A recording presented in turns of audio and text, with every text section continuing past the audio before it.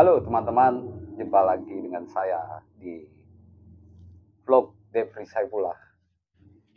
Masih Piala Dunia dan tentu lagi seru-serunya ya. Sekarang saya akan membahas peluang dari grup G dan H. Grup G dihuni oleh Brazil, Swiss, Kamerun, dan Serbia. Brazil dan Swiss meraih kemenangan di pertandingan pertama. Saya akan bahas dulu pertandingan Brazil melawan Serbia.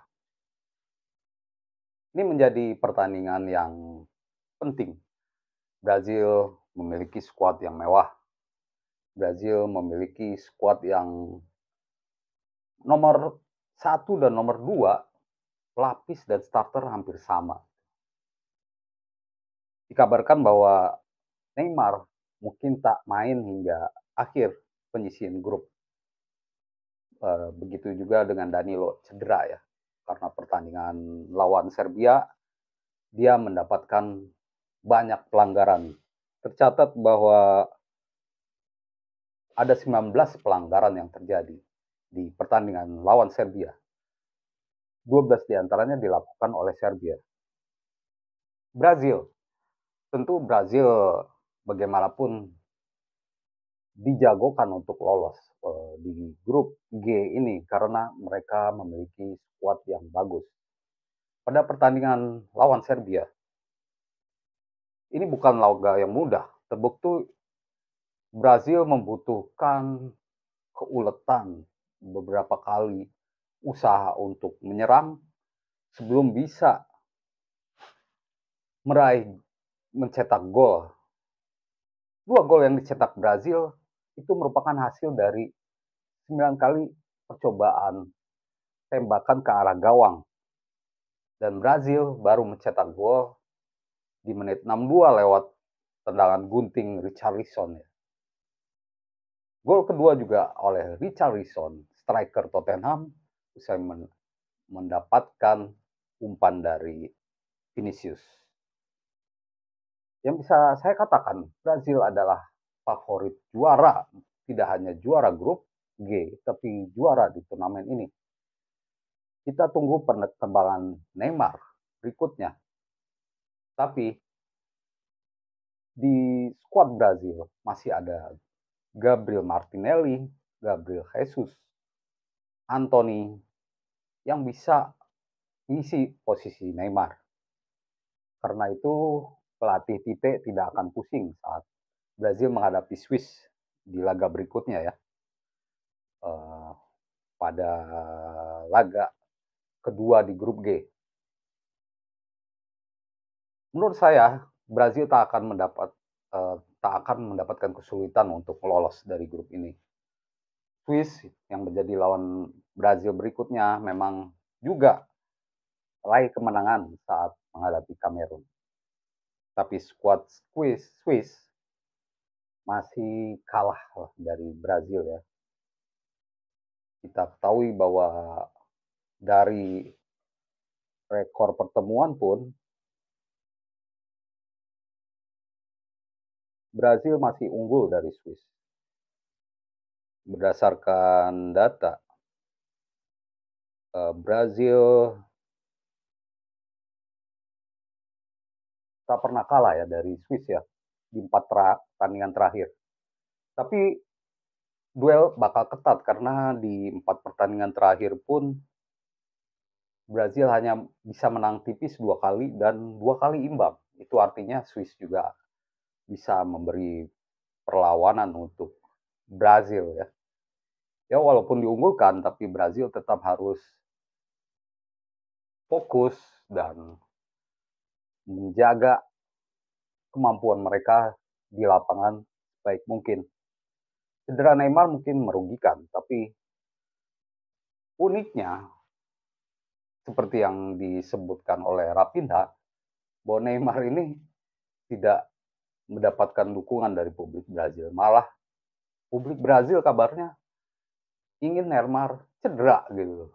Kan ini parah. Rapinha kecewa karena publik Argentina memuji Messi seperti dewa. Portugal pun memuji Ronaldo seperti raja, tapi publik Brazil tidak memperlakukan Neymar seperti seharusnya. Saya juga bingung ya, kenapa begitu. Cuman Neymar ini memang pemain kaca ya, istilahnya mudah cedera. Teman-teman bisa ingat di 2014 lalu Neymar pun tidak memperkuat Brazil menjelang semifinal hingga dibantai Jerman 7-1 di laga semifinal. Ini menjadi bencana buat Brazil yang main di negara sendiri saat itu 2014, Piala Dunia 2014. Maka itu saya juga heran mengapa publik Brazil tidak menyukai Neymar. Atau ini mungkin perasaan Rafinha saja, cuman karena Rafinha pemain sendiri yang bilang, jadi saya pun mungkin berpikir ya mungkin begitu ya sikap Brazil. Mungkin karena terlalu banyak pemain bagus di Brazil, jadi seorang Neymar pun dianggap biasa saja gitu. Karena penggantinya masih ada. Oke, itu kira-kira dari grup G. Kita melaju ke grup H, di mana ada Portugal ya. Portugal, lalu ada Korea Selatan, Uruguay, dan juga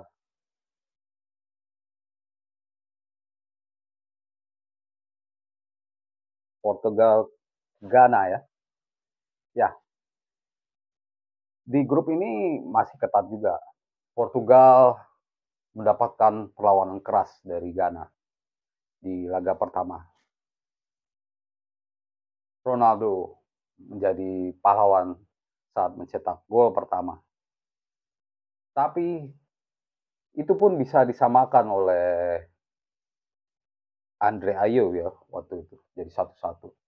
Nah, Portugal bisa memanfaatkan kelengahan dari Ghana saat itu, dan mereka untungnya punya pemain-pemain bagus seperti Wonder gitu, Joao Felix ya, yang bisa mencetak gol kedua. Lalu ada Rafael Leao yang masuk sebagai cadangan tapi mampu membungkam Ghana sebelum Ghana juga mencetak gol kedua, tapi tidak bisa menyelamatkan poin mereka. Grup H merupakan salah satu grup neraka juga karena Portugal, ada Uruguay, ada Korea Selatan, ada Ghana. Ini bukan tim-tim yang mudah dikalahkan. Untungnya Portugal meraih kemenangan modal penting untuk laga berikutnya. Sedangkan Uruguay dan Korea Selatan hanya mendapatkan 1 poin hasil imbang 0-0. Dari hasil sementara ini saya bisa melihat bahwa Portugal lah yang berpeluang lolos ke fase berikutnya. Walaupun segala hal bisa terjadi, soalnya laga berikutnya mereka akan menghadapi Uruguay. Ini duel papan atas juga, ada dua mega bintang ya, ada Luis Suarez dan Ronaldo. Dan Uruguay juga saat melawan Korea Selatan cukup sial karena beberapa peluang seperti sundulan dari Diego Godin mengenai tiang. Harusnya mereka menang. Nah, kalau bisa memenangkan duel melawan Uruguay, Portugal akan lolos ke babak 16 besar. Cuman peluangnya saya pikir 50-50. Uruguay pun harus mengangkat kembali performa mereka, menambah lagi ketajaman mereka. Darwin Nunes, Luis Suarez harus lebih tajam lagi agar bisa menjaga harapan lolos ke fase berikutnya. Korea Selatan juga membawa misi untuk lolos. Mereka walaupun apalagi main di Asia ya, walaupun mungkin dianggap tidak kurang dijagokan, tapi pemain-pemain mereka adalah pemain-pemain kelas dunia. Son Heung-min bisa disebut sebagai Ronaldo-nya Tottenham ya, karena dia udah sekelas dengan pemain Eropa. Banyak pemain Korea Selatan yang juga jago gitu ya, dan mereka berpeluang untuk lolos. Dan untuk pertandingan nanti Korea Selatan akan menghadapi Ghana. Dan siapa yang akan lolos, laga kedua nanti akan menentukan. Dan prediksi saya adalah Portugal dan mungkin Korea Selatan ya. 50-50 lah dengan Uruguay. Demikian teman-teman, ulasan saya soal peluang di grup G dan H. Dan ini menyudahi analisa kita soal grup di Piala Dunia. Tapi kedepannya kita akan membahas hal-hal menarik yang terjadi di Piala Dunia. Demikian, tulis komentar di bawah dan salam olahraga.